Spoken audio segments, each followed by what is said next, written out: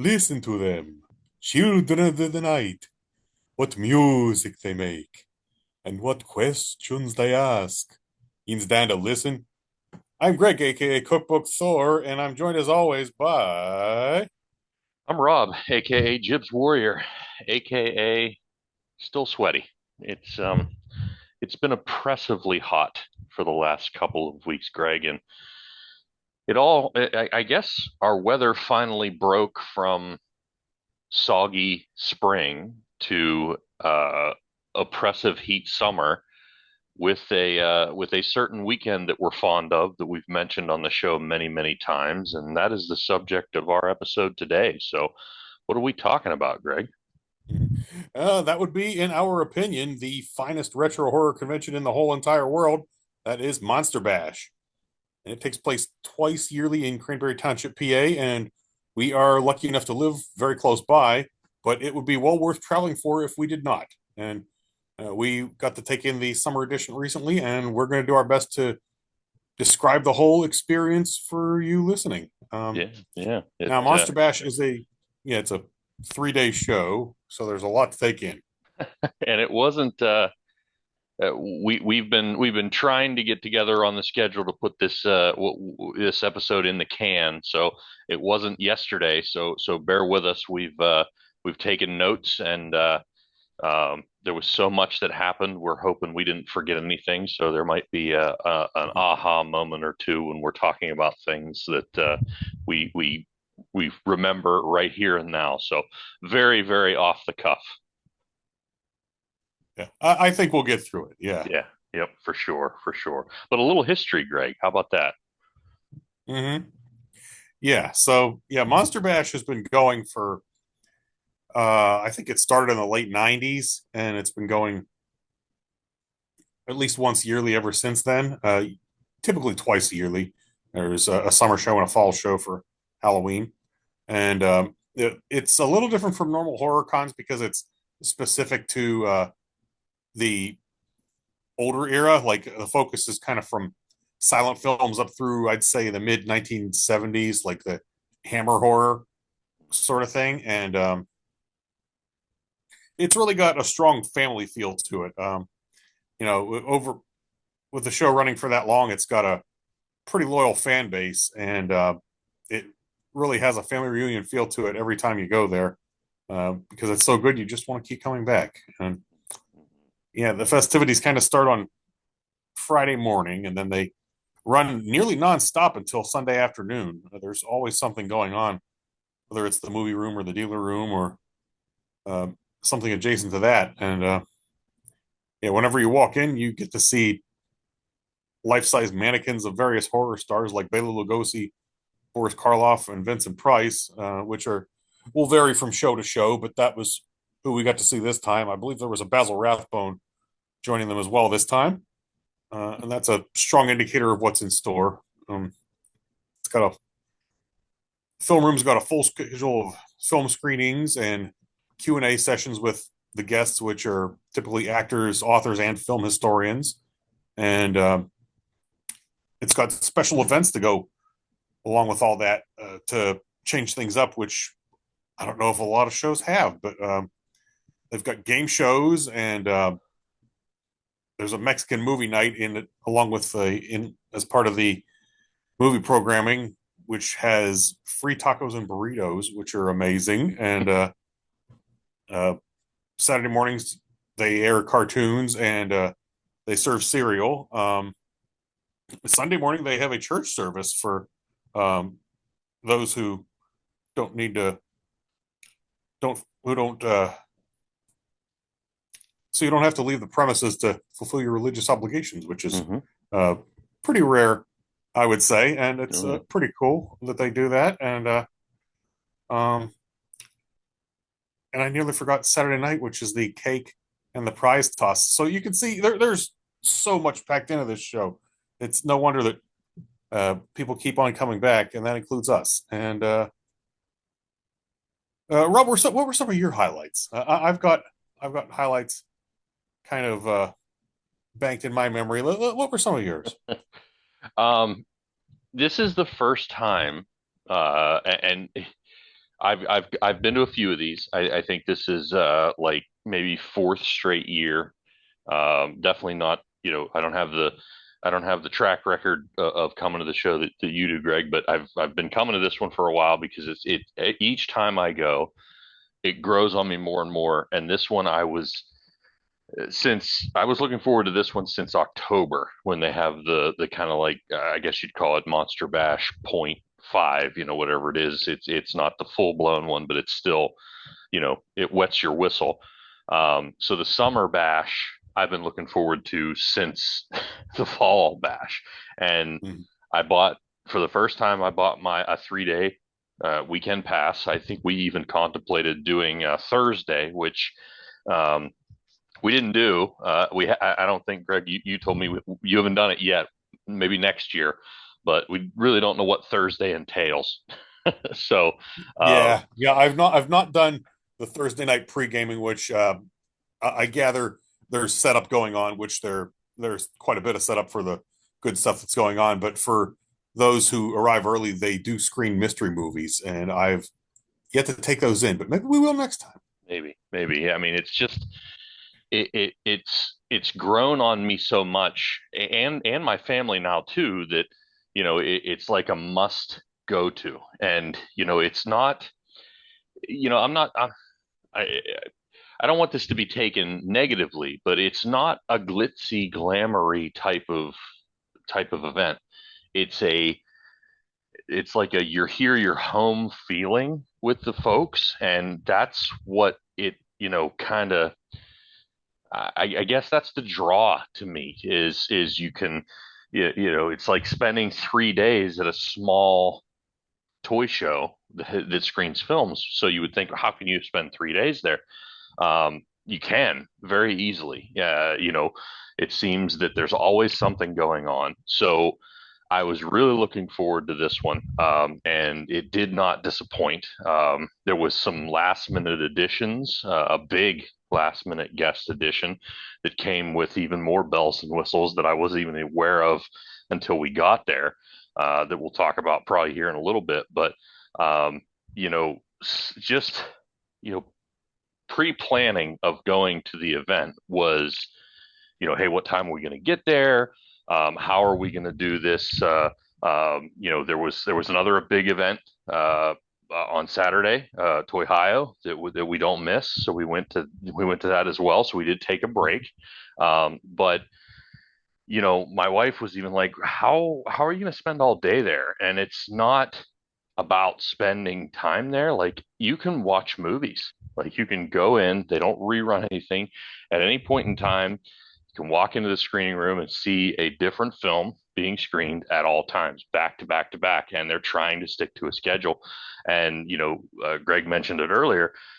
You can, it's they go till like 2 in the morning, 2:30 in the morning, and then they fire right back up at 7 a.m. with cartoons. So there's only a small little window where you can say that the bash isn't going on. And even in that aspect, I think, yeah, Greg, you and I bumped into someone who was doing hotel room sales after the dealer room closed. So, So there's we all, heard. Yeah, yeah, I could not confirm it personally, but I was told that was perhaps yeah, a thing that was happening, just right. because there was just for sheer space reasons. Yeah. Exactly. So, there was a lot of highlights. I think it's a typical thing we'll probably get into. What did we buy?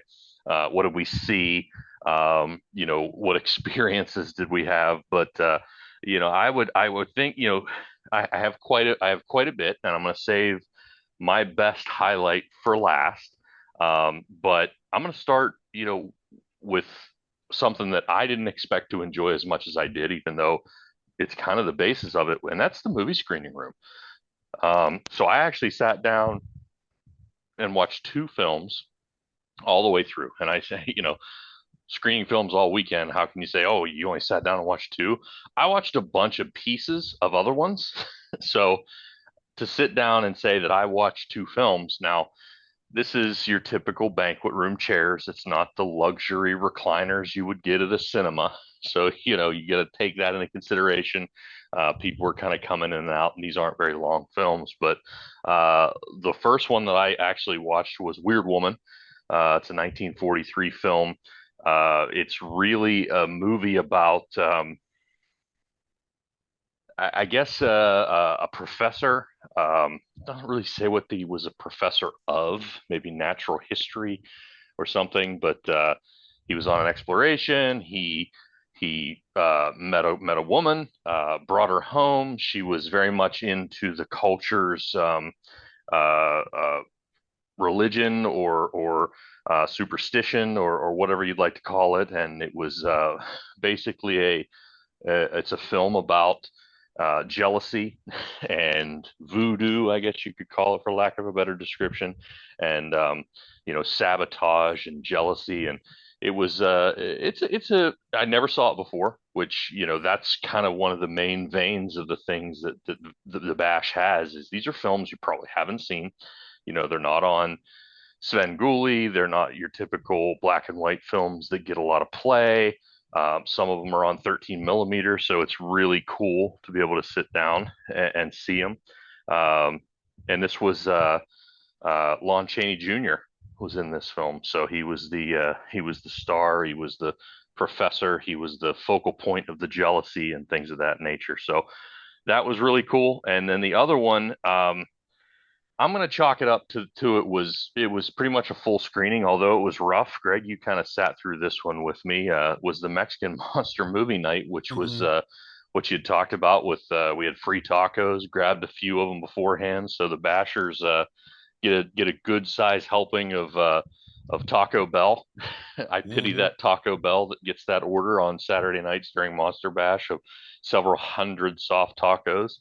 But Yeah, you don't it want to be working that day, but I'm sure the manager likes it. That's for sure. But it was the Ship of Monsters from 1960, and it's yeah, it's pretty nuts. It's a Mexican movie. It's a science. It's kind of a science fiction film. It's a vampire movie. It's a western. It's a musical. It's a comedy. It's kind of like everything. It featured some of the weirdest, fun-looking monsters ever. They look like those rubber monsters you used to put on the top of pencils, and a talking cow skeleton monster as well.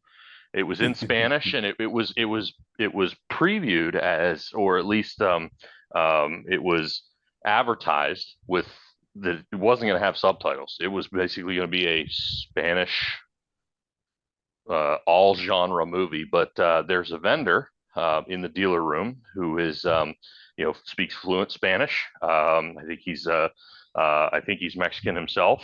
He brings I bought Santos stuff off of pretty much every bash.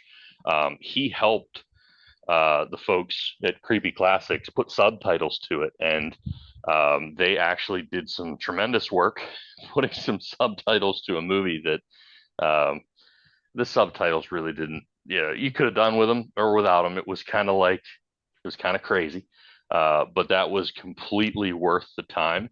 I stepped out a few times because it is, like you said, the chairs will get to you, especially when you're starting to watch a movie at 11 o'clock at night.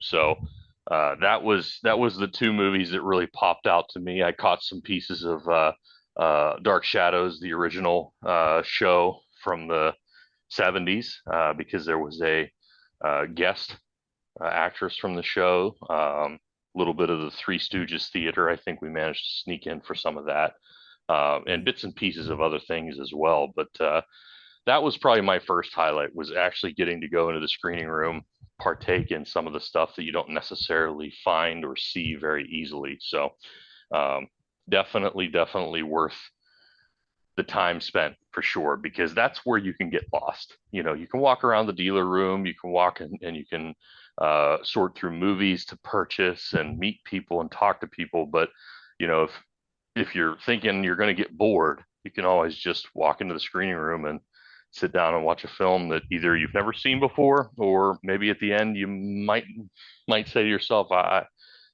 kind of didn't really need to see that ever, type of thing. So But now you know. Yeah. now you know. So yeah, that was my first highlight. Greg, how about yourself? Yeah. Yeah, that was a big one for me. Yeah, I did have to duck out briefly on Friday night to attend a concert about 40 minutes away called by punk rock legends Fear, and I came back just in time for tacos. It could not have been timed any better. I walked in, got my taco, and sat down. And uh, I don't eat Taco Bell all that often, but I'll be darned if it isn't absolutely delicious before watching a weird movie like Ship of Monsters. Something about it just hits perfectly, Yeah. you know. Yeah.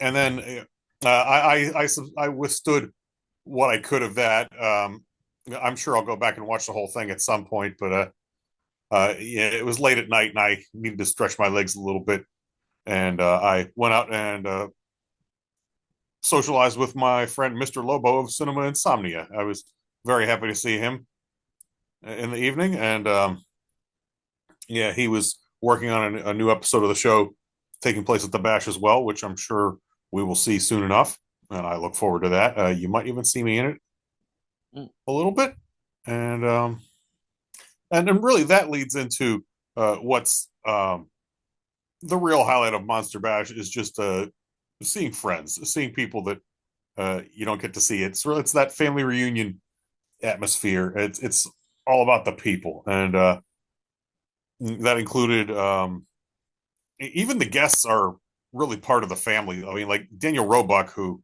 has been in many films and TV shows. He's probably, I mean, he's a bona fide monster kid himself. He's probably best known recently for being Grandpa, aka the Count, in Rob Zombie's Monsters adaptation a few years ago. But he comes along and brings many things to share. And to sell to us monster kids, I bought a Rob Zombie coloring book from him, which was pretty cool. He's always a treat to talk to. And Butch Patrick, the original Eddie Munster, visited for the first time in several years, and he's also a great guy to visit with. And yeah, they're both part of the family, um, and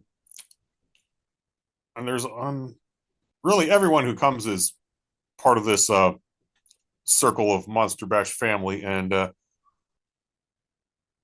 and there's another name that I'm sure we'll be discussing. I guess I could mention it now, and I've said it before, but your friend and mine, David the Rock Nelson, getting to hang out with him is one of the great joys of my life a few times a year. And I was happy to buy a copy of his film, The Devil Ant, on Blu-ray from him, it's great that his work is available on Blu-ray now. I think you'll agree with that, Rob. Oh yeah.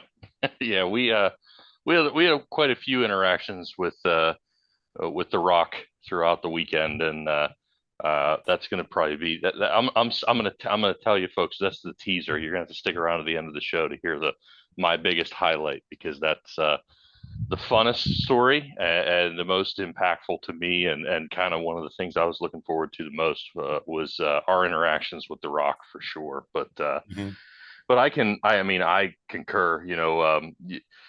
The guests are so approachable, and it's like they're there as guests, but they're also there because I caught Dan Roebuck, like you just mentioned, shopping the dealer room several times, just walking around looking at things. And he had mentioned to me a few times as I saw him walking around that he's probably spending more than he's making in Yeah. that situation. And I think each of us have met him before and talked to him.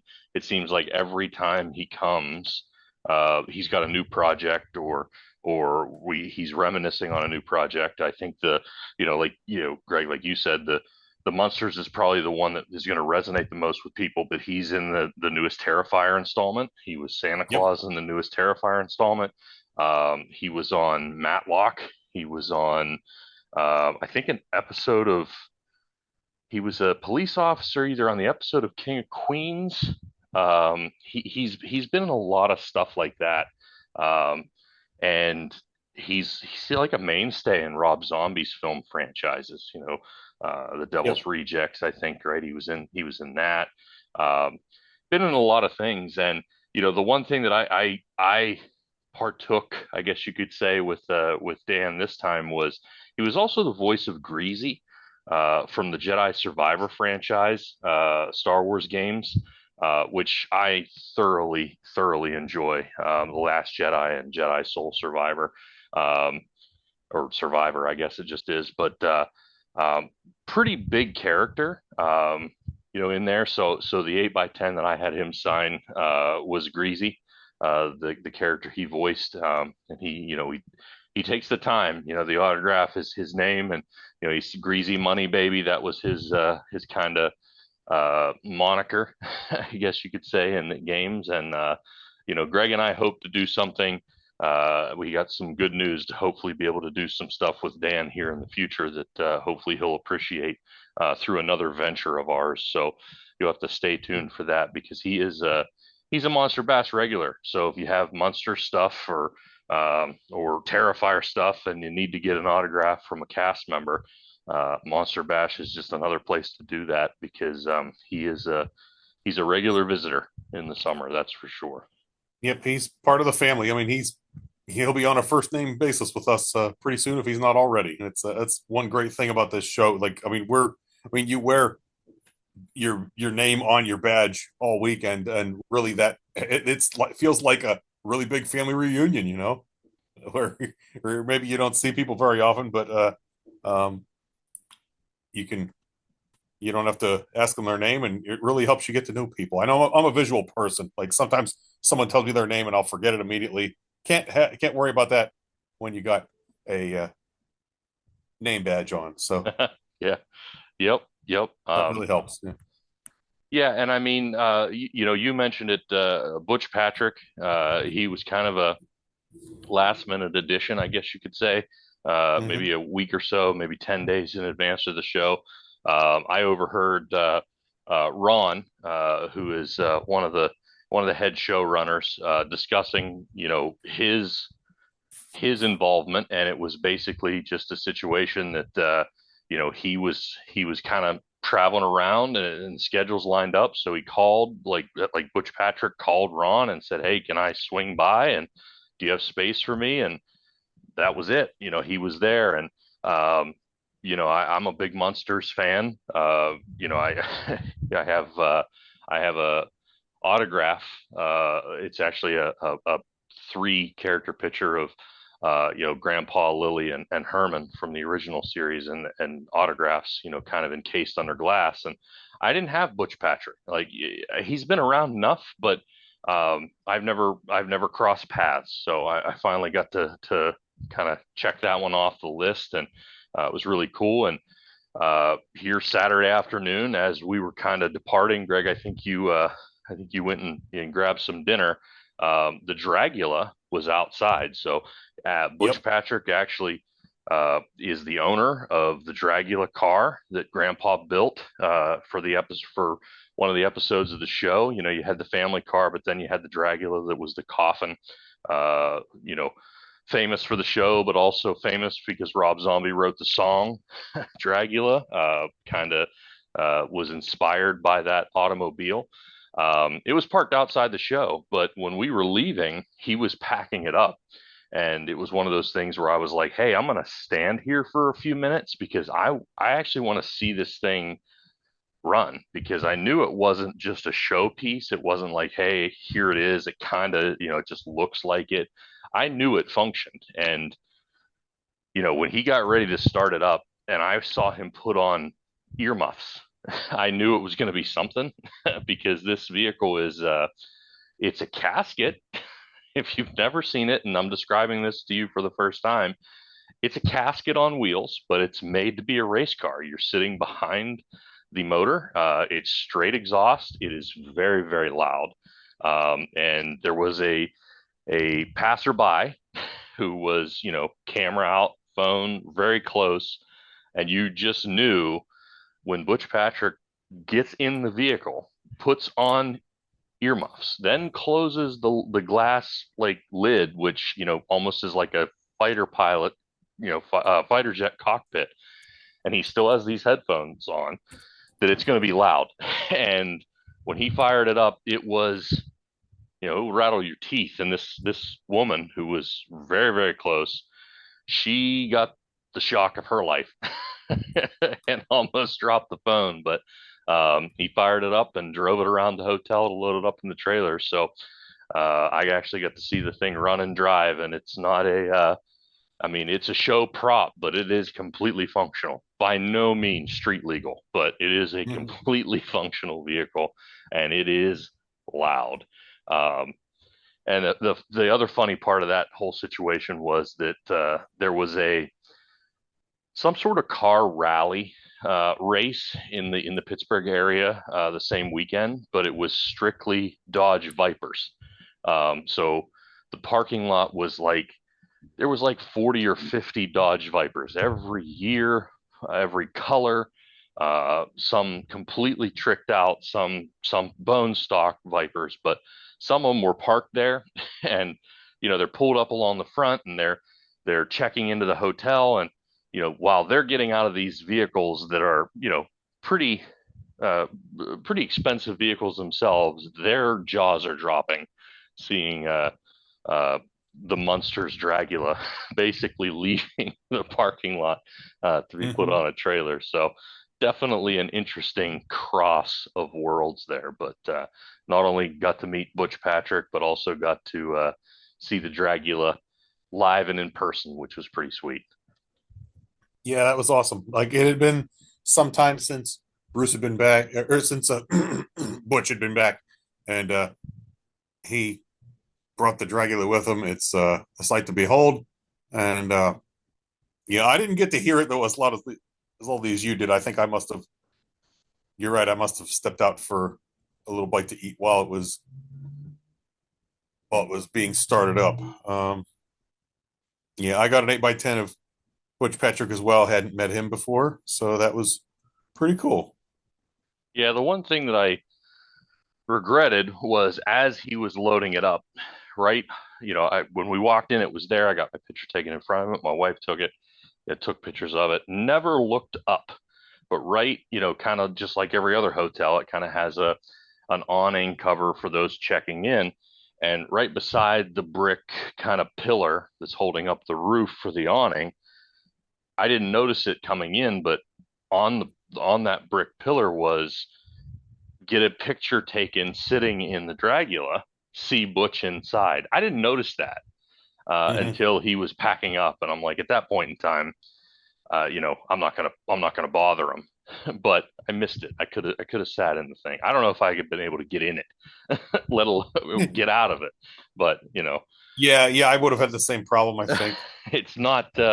Yeah, Butch isn't a big fella, and I saw him kind of weasel his way down into the seat, and I was like, yeah, be cool to sit in it, but I might have had to be disassembling it to get me out of the seat.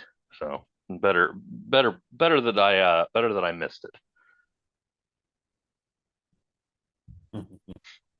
Yeah, and then we have the dealer room. The dealer room, a place of many temptations and many wonderful things. And I know we both found some goodies there, didn't we? I found a few more Incredible Hulk comics to add to my collection, which is nearing completion, and that doesn't happen every day. So I was delighted to find those. And on top of that, I found an issue of TV Guide from 1987 with uh, with Alf on the cover, which I remember getting in the mail. And that cover kind of made me nervous when I was, you know, just shy of 7 years old when I got that thing, because Alf's sitting there, and I'm thinking, it says, "Okay, Alf, you're in the hot seat." And I thought, "Oh no, is Alf in trouble? Are they going to cancel him?" And no, no, they did not. He had several years of episodes left to give us. But it gave me it concerned young Greg a little Mm. bit back when it was new, and now I have that. And wow, the nostalgia from an old TV guide is strong. I got to tell you, if you're looking for a rush of nostalgia, you get an old TV guide, go through that, and look at the listings of what was on when. And if you can get a local edition, it's all the more powerful. So yeah, I recommend that highly, and I don't need to collect anything else. But if I was going to, it might be old TV guides, and I do have a box full of them. So maybe I'm full of it, and I already do collect them.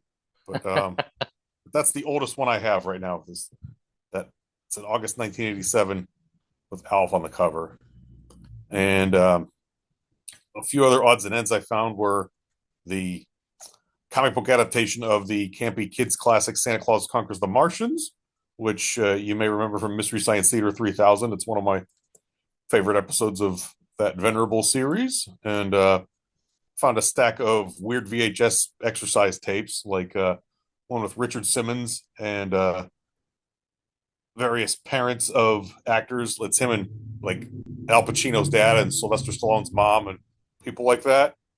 And uh, Joan London from Good Morning America, her Workout America tape. I got that, and some other ones which I don't recall offhand. But uh, I guess I like strange exercise tapes, unusual exercise tapes, and I like strange hats too. And I got a promotional hat for the Jean Claude Van Damme film Kickboxer, which I was not expecting to find, and it just barely fit on my skull. So I wore that around for about 5 minutes, and now it's gone into my collection. One of Um, those and, foam and those are probably the big trucker scores I hats. had. I don't know about you, Rob. Yeah. So I didn't get anything incredibly crazy this time around. Mostly movies. Like that's kind of what I was, wanting to find. Was going through some of the vendors for what they were carrying that you couldn't necessarily just get on Amazon or in your exchange or local video store. So I knew that kind of going in, but I did get quite a few. Outside of that, the only thing that was non uh, movie TV show esque was I was able to. There's always a vendor who has movie posters, lobby cards. He had some really, really cool stuff, including a Godzilla versus the Smog Monster Japanese one sheet that I did pass on, although I did attempt twice to go back in, and either the dealer room was closed or he wasn't around. So I think that was fate's way of telling me that I didn't need to drop as much money as he had on it, but maybe in the future. But I did get some lobby cards from the Valley of Guanji, which is really has become my son's favorite movie. If you've never seen it, it's a stop motion, one of the early stop motion movies of kind of a Spanish, I guess, town, Mexican town where they have found a valley that it was kind of stuck in prehistoric times, and there's dinosaurs, and they want to make them part of a traveling circus. And it's a good movie, to be honest, and my son really enjoys it, which, he found it. I didn't find it. He found it and introduced me to it. So they had some lobby cards, a whole set actually, which is kind of crazy because it's not like it's something you find merchandise for that movie. I think it's an old, I think Harryhausen, is that that's the I believe director so. who did those type of movies, and he did that one. And to find some lobby cards with some actual movie stills on them and be able to give that to my son was really cool. But movies, I think I bought movies just about every time I strolled around the dealer room. So we weren't there, but uh, I think 20 minutes, and I found VHS tapes, Ramones, Guar, Motorhead, which I passed your way along with that Andy Kaufman one. Yep. So that was an Andy Kaufman interesting, from Hollywood. Yep. yeah, that was an interesting little find in a milk crate. But really, really partook in the dealer room movie stuff. I got the Cabinet of Dr. Caligari, which is one that I kind of wanted to have. It's one of the first silent pictures that was in the horror-esque genre. Um, Doctor Who and the Daleks Invasion of Earth 2150, which was a box set, which was the Peter Cushing Doctor, which was really cool. Yep. Um, that vendor, I can never remember the name, and I have the card in the basement, but They always have really cool editions of Oh, it's things. Severin Films. There you Severin go. Films, isn't it? There you go. Yeah. They always have really cool stuff and they sell out very quickly. I actually They do. passed on the first go round of that Dalek set, and when I came back to get it, um, they had one left. So I just grabbed it. Um, and then geez, there was I bought quite a few movies off of our friend David the Rock Nelson, but we'll have to talk about that in a minute. Um, but I also got On the Beach. Actually, my wife, who obviously was there on Saturday, has is becoming a big time fan of the Bash herself. It's a book that she basically says is her favorite book of all time. It's On the Beach. They had a movie which was a Gregory Peck film. We bought the movie and it's in the queue. I'm sure I'll watch the movie before I ever get a chance to read the book. And she's said on a couple of occasions since we picked it up that she really, really hopes that the movie does the book justice because it's kind of a post-apocalyptic war type of movie. So I'm much looking forward to seeing that. But then my son, who saw the movie last fall, and we didn't get it because it's not really, he's not old enough yet to get it, but he talked about it constantly. So we bought it this time, even though I told him that he's not going to watch it yet. The Black Cat, the Lucio Fulci film, The Black Cat. There's a couple of different movies called The Black Cat, but this one is Hmm. the Italian filmmaker who has a tendency to Ooh, yeah. make A little juicy, maybe. yeah, they get a little bit yeah, they're a little graphic. It's definitely not the black and white Black Cat that I think was is that a Vincent Price or it might have been it The actually one might I have always think of, the one with Karloff. Lugosi and Karloff, Yeah, which Karloff which one. is excellent. Yeah. Yeah, that it's not that one, that's for sure. Hmm. That's not the one we own now. So he's got a couple more years before I think we really get into to watching that film, but kind of put it on my shelf in the basement and he went looking for it, asking for it, and I said, man, we're not going to watch that. But he basically said, yeah, but it's mine, so he's going to put it in with his own collection, which is fine. But it'll be a little bit yet. Those are, uh, you know, he's only 13, so we'll give him a little bit more time before we get into that film. Hmm. um, but yeah, I mean, movies was where it was at. That's kind of what other than like I said, the 8x10 for Dan Roebuck. I didn't really delve too much into the dealer room. Lots of cool stuff. Thought about a lot of things, but it was one of those things where it was like, hey, I'd like to grab that, and then time just slipped away from me to the point where either the dealer room was closed or it was gone. One of those type of things, which is indicative of a good show, because Yep. if you can go back around and grab it, that's that basically means that you're letting boredom get a hold of you, and this was not one of those type of situations. Hmm. Yeah. Oh my. There was the one thing I looked at and passed on was immediately. I mean, immediately snapped up by uh, someone who you may have heard of. Actually, there was one table in the center of the dealer room had a vintage Tor Johnson Halloween mask, which I've been looking for, and it was a good price. But as I looked at it, I just debated: is my head going to fit in this thing? Because I can't buy this thing and not wear it. So I've got to. So I debated, I'd have to cut the bag open to put this thing on my face, and if I really want to do that, and it's old latex, but boy, it's kind of cool. So I'll sleep on it. I'll pass, and if I don't get it, that's okay.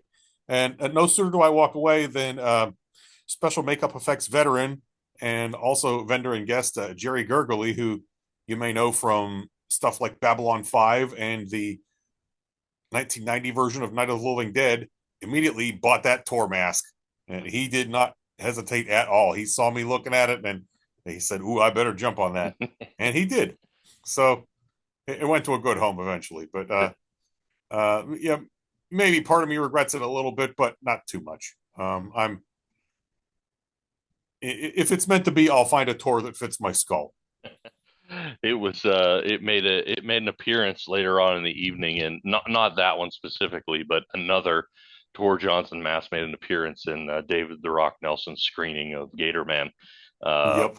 that evening, and I got another chuckle out of it because we kind of, like Greg said, it was instantaneous that it was gone. Like we walked past it and poof, it was like that dude was 2 feet behind you and he grabbed Mm-hmm. it. So it was a heck of a price. So I'm not surprised, considering, how there was a couple other masks on the table that even I contemplated because I was like, are they for real on the price on them? And that one wasn't getting passed up. Apparently, that Jerry knew what he was after and knew that that was a deal he wasn't going to pass up.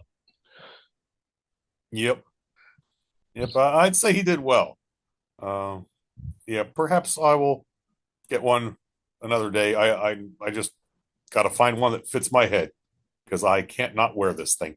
Yeah. I mean, it's very possible I won't take it off, and I'll just live the rest of my life as the Beast of Yucca Flats, or Inspector Dan Clay, or Lobo, or one of Tor's other roles. So, Yeah. but I'll take that risk. Yeah, for sure. So the last thing that I'm gonna touch on, we were kind of both a part of. So I know you went back on Sunday and you have some pretty interesting or something that I regret not going back on Sunday for. So Oh my goodness, yes, I'll let yeah, you yeah. Funny, speak funny you on should that. mention that. Yeah. It was yeah, the little room in the corner had a setup from puppeteer Bill Diamond, and he also had the artwork from the Basil Gogos estate, which is the beautiful painted works that were on the cover of Famous Monsters magazine back in the day. And yeah, he was probably the preeminent monster artist as far as painted works. And yeah, even Rob Zombie used him for his album covers in the 90s, like Hellbilly Deluxe. It's that distinctive style. But yeah, all the Basil Gogos work was there, and you could buy prints there if you so desired. But Bill also had screen used Muppets, which was really cool to see. And that really Muppet stuff tends to speak to me. But he had a red Fraggle, which was used by Muppeteer Karen Prell on the original Fraggle Rock series in the 80s. And he had a Kermit used by Steve Whitmire in the 90s. And he had an Oscar the Grouch used by the late great Carol Spinney on Sesame Street in the 2000s. So that was really special to see. I missed the whole And thing. it's I don't yeah, know the kind of how. cool stuff that a lot of you might not get at just any convention, but Monster Bash is truly special. hmm Didn't how we didn't remember that until Saturday night, and then I couldn't go on Sunday. I was kind of, I had the 3-day weekend pass, but by that point in time, the weekend had gotten away from me, and life came calling. But Yeah, um, it'll do that. I know that, I as soon as you said that you were going down there, I was like, man, because they had to be in there all weekend, right? We just never made that corner I until, think so. There yeah. was other stuff. We were distracted by all the other cool stuff going on. Right, right. So I mean, it was down the hallway past Son of Ghoul, right? Is that where we're Yep. thinking about? Yep. Yeah. The old. So in prior years past, that was kind of like the guest room, but this time the guests were kind of in amongst everything, kind of, like we were talking about, very family setting. So we kind of poked our head around the corner and didn't seem like much activity down there, and I never ventured further down the hallway. So, well, hmm now you know to turn over every rock when you have the opportunity. So, Speaking of rock, yeah, yeah, that's a fantastic segue. So, we've mentioned David the Rock Nelson on this podcast a few times, as when we talked about meeting celebrity guests, and we've mentioned the name. Um, it's impossible to do this. It's impossible to do this man justice by just talking about him. But we're gonna try because it was an incredible weekend, just experience with The Rock all around. And one of the things that I had done, if you've ever met me in person, for those of you who are listening in as acquaintances of Greg and I collect a lot of things. And one of the things that I collect over the years is tattoos. So I Hmm. have many tattoos. And people look at me, they're like, you have no theme to your tattoos. And I said, yes, I do. The theme for my tattoos is me. Like, Exactly, as it people should be. put stickers on luggages of places they've been. I put tattoos on me of things I enjoy. And a couple of weeks back, maybe a month or so ago, I had a tattoo of a cartoon version, which was from the David the Rock Nelson documentary. It was on the back cover. It's basically his documentary, The Rock, Ed Wood of the 21st Century. There's a character drawing of Dave on the back, and I had it tattooed on my leg. Hmm. So, um, he is that inspirational to me. I think the guy is just positive, upbeat, does what he does with so much power, enthusiasm. He knows how to laugh at himself. He just walks through life with that kind of mentality. And it's just, I think, speaks to just how everybody should be, just that infatuated with what they do and positive and, that sort of thing. So it was just one of those things that I was like, yep, I'm doing this. And I did it. And I told Greg, I said, at Bash, I'm going to have him autograph it. So, Hmm. um, good buddy of mine does my tattoos. I told him, I said, hey, this fella, I introduced him to The Rock and, his movies and things like that, and his YouTube channel, which is, entertaining in and of itself. And I said, hey, if you have availability that weekend, I'm going to have him sign it and I'm going to come up to you and I'm going to get it inked in. So that was kind of the thing that got Sunday got away from me because I had to have that done. So, but he told me which marker to use, which, for those of you who are interested in that sort of thing, it's just a regular Sharpie marker. Make sure it's a medium tip and make sure it's new. And if you have an opportunity, if you're like me, shave the spot. That way it makes it easier to get the autograph on there. So there's your tattoo tips for the episode. But Friday rolled around. Dave does what Dave does, right, Greg? I mean, he might be at his Hmm. table. He might not be at his table. He might have stuff for sale at his table. He might not have stuff for sale at his table. But a few weeks in advance of the show, I had sent him a comment on one of his many Facebook posts and said, "Hey, bring bring all your movies." I said, "I want to make sure to buy all your movies because it's not like you can get these things anywhere else other than him. Now you can get them from him. It's mail order. He'll send you an order form. You send him a check or a money order, and he will send you movies, and he's good for it. Yep. But that's not a typical way of transacting nowadays. So I had said, "Hey, bring them." And he responded to me, he said he'll bring what he can, but he travels light and he doesn't think he could get them all in his bags. So we finally bumped into him after pretty much half of a day, I think, on Friday before he kind of sat down and he obviously recognized Greg and he looked at me and he said, "Hey, you're the one who commented and said you wanted to buy all my movies." And I said, "Yeah." I said, "Start digging them out." And he literally had to do that. He had to open up his rucksack and start pulling out movies. And one after another came out. And he's like, "Well," and I said, "Dave," I said, "just whatever you got, Rock, put it up here." I said, I don't need to get doubles, but just keep bringing them on." And he got a pile, which I think the final tally was something like 17 movies or so. So he was going through alternate covers, same covers, just different printer paper and things like that. So he got me the best covers that he could find, and I basically bought the whole kit and caboodle.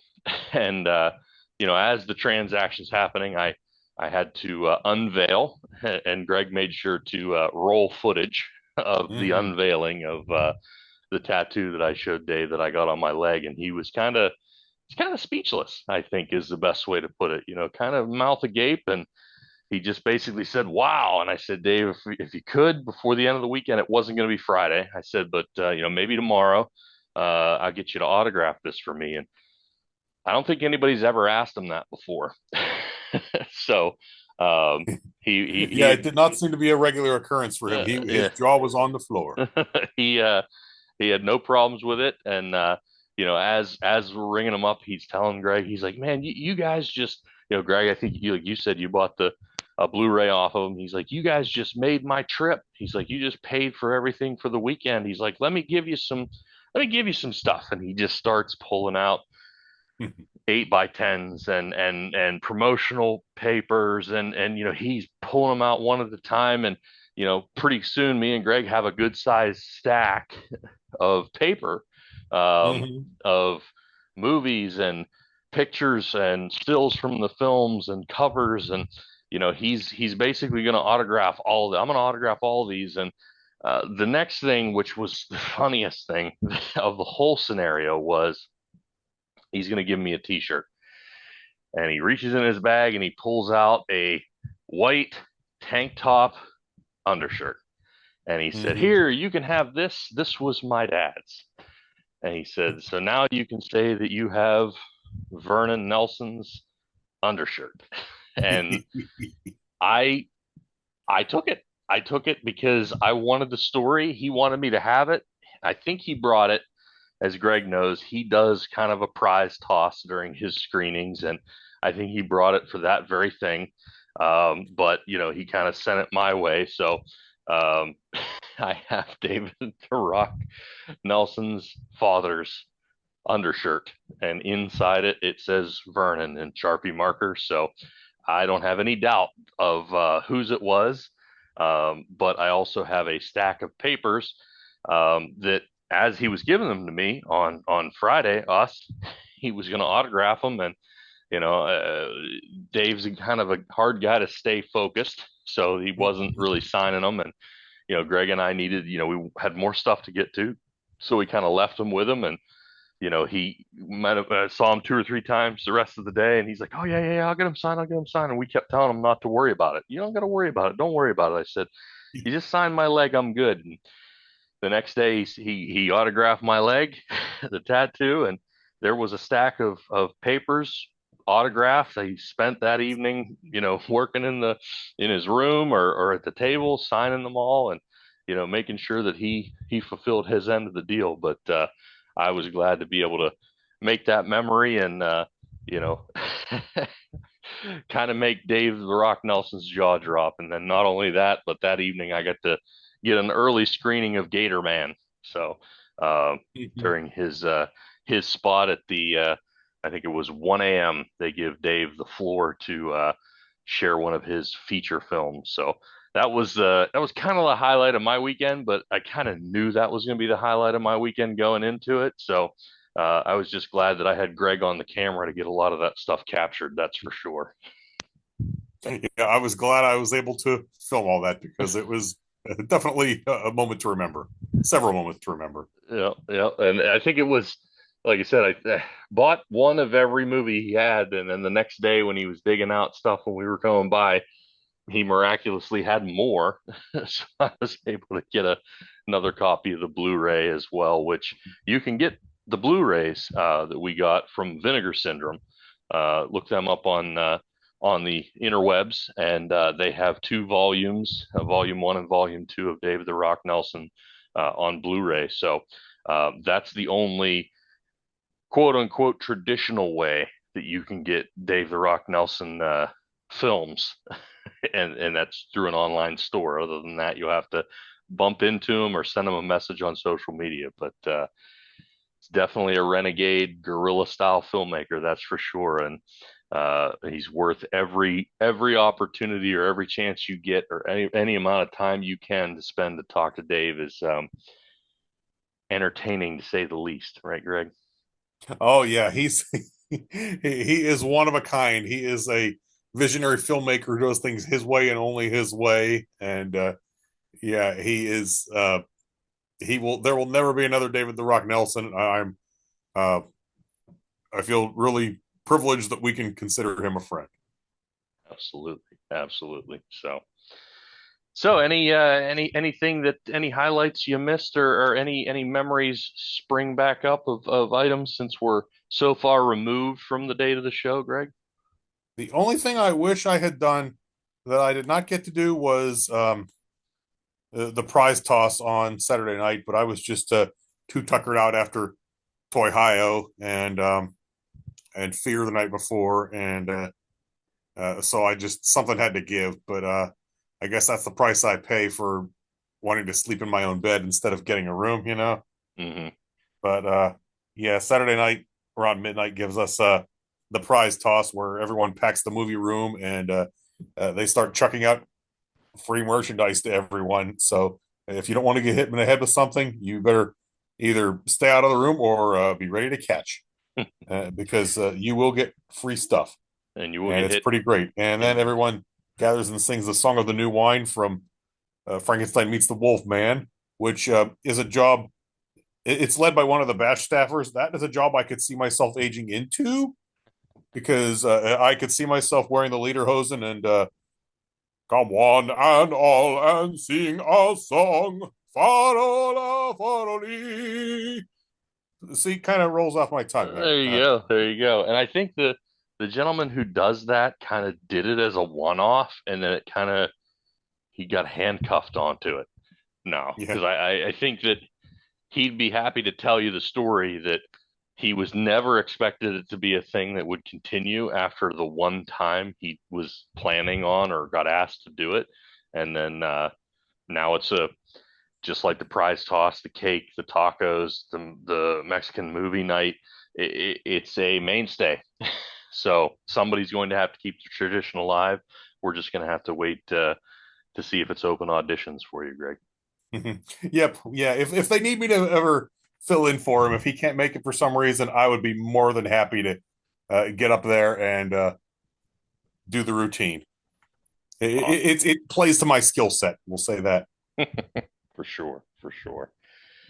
Yeah, so I mean, we got another one coming up in the fall. I think that that's not the only thing they partake in. I think they do a couple of other, or at least are partners with a couple of other things in the area. Am I right on that one, Greg? Yes, there is. In September, the Riverside Drive-In in Vandegrift has an event called the Drive-In Super Monsterama, and the Monster Bash people set up there, and it's always nice to see them because that's a wonderful event as well. And honestly, yeah, that's one of the next big things I'm really looking forward to attending. So it will be a little taste of Monster Bash before the fall show. And they do something out in Akron, right? They do Yes, there's a theater. I think in maybe in Canton, Ohio. okay. They have a theater there that they do a summer event in Ohio in August. Yes, and I've not made it to that one. It's a little tougher for me to make that month, but yeah, that looks like a great time too. It looks like I get the impression it's a little more focused on the film, but there are vendors, Okay. um, and it's definitely got that Monster Bash flavor. Yep. Yep. I'm sure it's a Yeah. great time. And you can find all the information about this stuff, creepyclassics.com, I think it is. Yep.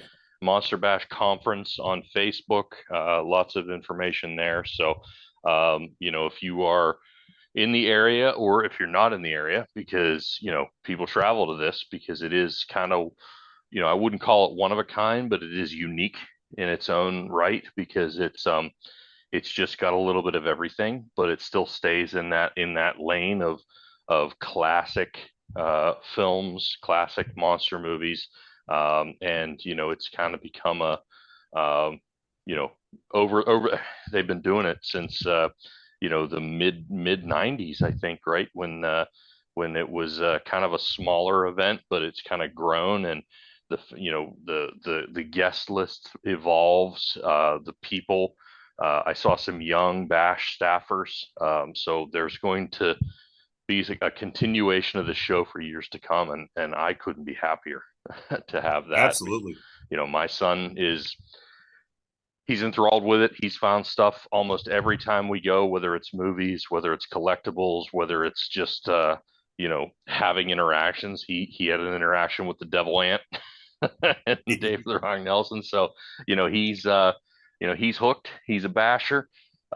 We just had our big county fair here in our neck of the woods this week, and there was a license plate vendor, and they had a kind of a stock license plate that you could have printed on, but it was the old Universal Monsters covers, the Frankenstein and Dracula, and it was all kind of a collage. But I almost had a license plate made that just said Basher on it. I mean, that's the kind of how it got ingrained into me and how it's ingrained into my family. The fall show will be my anniversary weekend, and there's already talks about that's where we're spending our anniversary.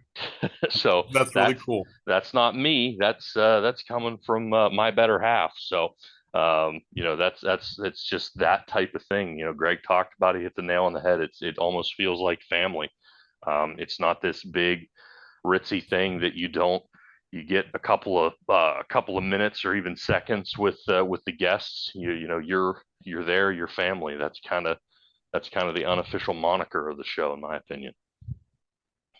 So, Absolutely. all right. Well, Greg, any thoughts or words of wisdom for would be or could be bashers, other than what we've laid out for them already? Well, if you're on the fence about this show, just go for it, man. It's well worth it. You will not regret this show. It's a warm, wonderful, fun time all around. Absolutely. I couldn't agree more. So, well, guys, thank you for listening. Please head over to all your podcast apps and subscribe so you don't miss an occasional episode about this sort of stuff. Give us a follow on Facebook, Instagram, YouTube, TikTok. We're all over your social media dial. You can check out our other ventures by clicking on the links in those podcast social media channels. The toy shows coming up. We did mention Toy Hio in this episode a couple of times. I think we're probably going to have a toy show summer recap here at one of these points in time, but this one's solely dedicated to the bash and the fun that was had therein. So if you have any interest on being a guest or submitting a question or even just chatting with us, you can email us at yinsdown@gmail.com. And as always, may Godzilla destroy your home last. Thanks, everybody.